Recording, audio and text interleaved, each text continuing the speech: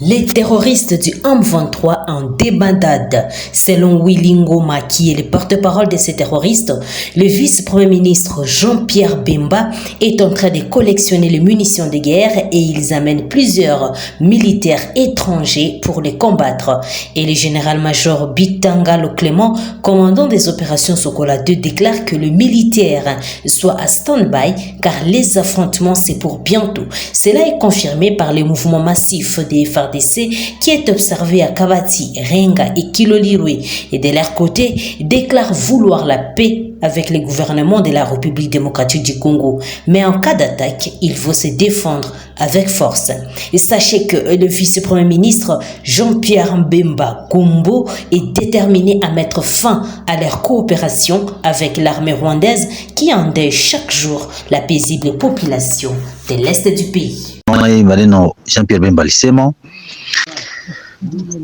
sisi kabisa tunasema hivi, sisi hatupendi vita, tunapenda amani, lakini kama unaona hii maneno Jean-Pierre Bemba alisema na unaona maneno hii barua mimi nakutumia wewe, mtu alisign ile barua ni General Major Bitangalo Bulime Clément, yeye ko commander operation Sokola 2. Anasema nini? Ana alerte batu eti bakuwe standby class 1 eti M23 anataka anza mapambano. Kumbe ni hao ndio biko naandaa mapambano. Unaona sehemu yote wanaleta wajeshi nyingi, movement yabo iko na kuia kabisa kwa mingi sana.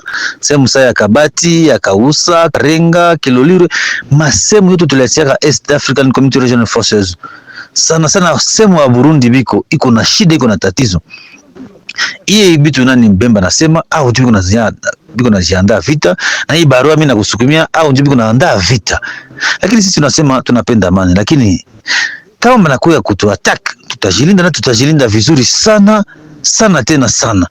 La quête du colta à Roubaïa est pénible. Ces hommes qui y travaillent chaque jour ont entre 8 000 et 5 000 francs congolais, soit 3 et 2 dollars comme revenu journalier. Les géants de la téléphonie au monde ont pourtant les yeux ouverts sur cette mine en véritable trésor dans l'est de la RDC. Des milliers de déplacés venus de différents sites du territoire de Nyiragongo au nord de Goma se rendent chaque jour à Kibumba pour la survie de leur famille. Ils n'ont pas la volonté d'y rester car selon eux, les terroristes y sont toujours.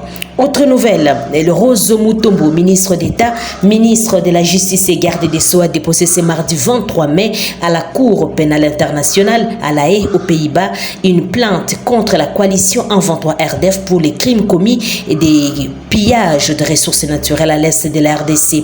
La plainte de la RDC a été réceptionnée par Mama Mandiaye Nyang, qui est procureur adjoint de la Cour pénale internationale. La RDC, représentée par Madame la ministre d'État, ministre de la Justice et garde des Sceaux, Rose Mutombo Kiese, a déposé ce mardi 23 mai une note de renvoi d'une situation nouvelle au bureau du procureur de la Cour pénale internationale représenté par les procureurs adjoints Mamandia et Nyang, afin de l'inviter à focaliser son attention et initier le processus d'enquête aux fins de poursuite et de réception des agents de la coalition RDF 123 ainsi que de toute autre personne impliquée à titre d'auteur ou de complice dans les actes et comportements illicites caractérisés des graves violations des droits international humanitaire et des droits international des droits de l'homme enregistrés entre 2022 et 2023, rapporte la cellule de communication du ministère de la Justice et garde des Sceaux.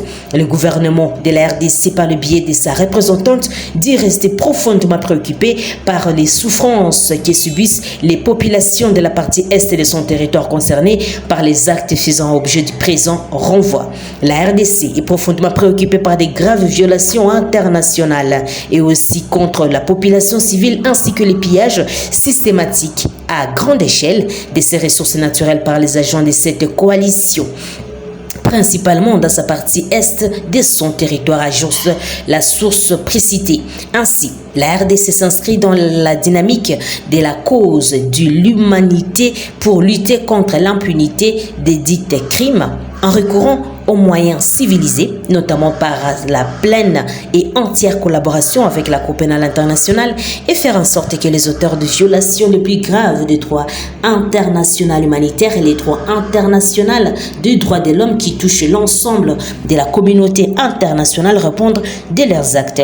La RDC est signataire du statut de Rome du 17 juillet 1998 instituant la CPI qui l'a ratifié en 2002 au terme du décret-loi numéro 0013/2002 du 30 mars 2002. À ce sujet, la RDC contribue activement à ce titre à la mise en œuvre du statut ainsi que de tous les instruments internationaux qui concourent à son application effective. À l'occasion de sa participation à la 21e session de l'Assemblée des États partis au statut de Rome, tenue au siège de la Cour, le 5 au 10 décembre 2022, la RDC avait réaffirmé sa coopération avec la CPI et à cette fin adressé une invitation à M. Karim.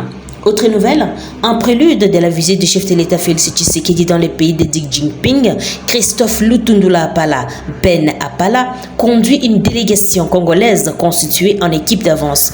Les vice-premiers ministres des Affaires étrangères ont rencontré le lundi 22 mai Qin Gang, chef de la diplomatie chinoise. Les deux personnalités ont discuté des questions sécuritaires, notamment dans l'est de la RDC et dans la région des Grands Lacs. Pour la première fois, le gouvernement chinois a eu l'occasion d'écouter la version congolaise au sujet de l'agression de la RDC et victime de la part de l'armée rwandaise qui opère sous couvert des terroristes du 1-23.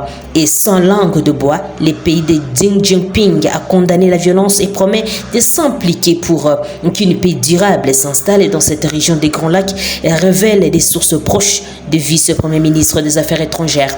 En plus de la paix, les questions de développement ont été mises en table.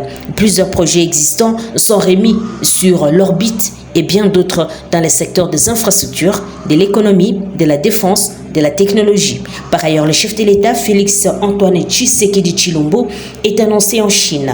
Et dans le cadre de cette visite, les documents des différents accords dans les domaines précités, sans oublier l'énergie, sont analysés pour un partenariat global profitable pour les deux peuples.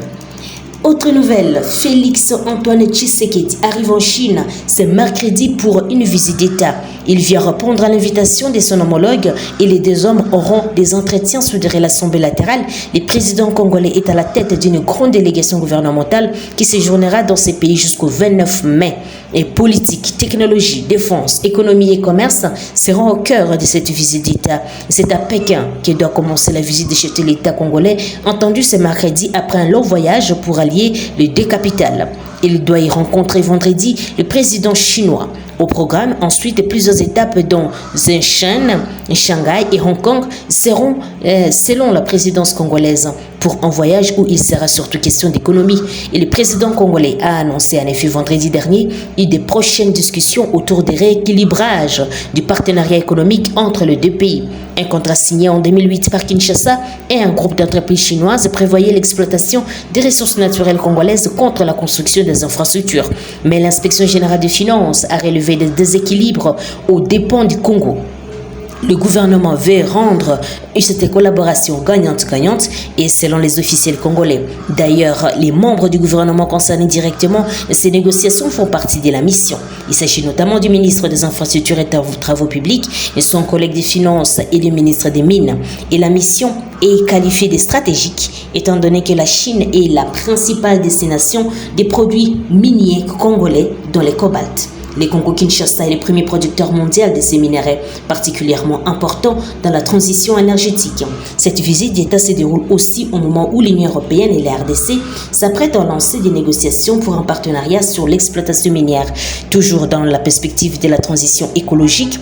Enfin, si la Chine reste la principale destination des produits miniers congolais, d'autres thématiques doivent tout de même être abordées lors de ces déplacements. Les protocoles d'accord vont notamment être signés dans plusieurs domaines, dont la communication et le numérique.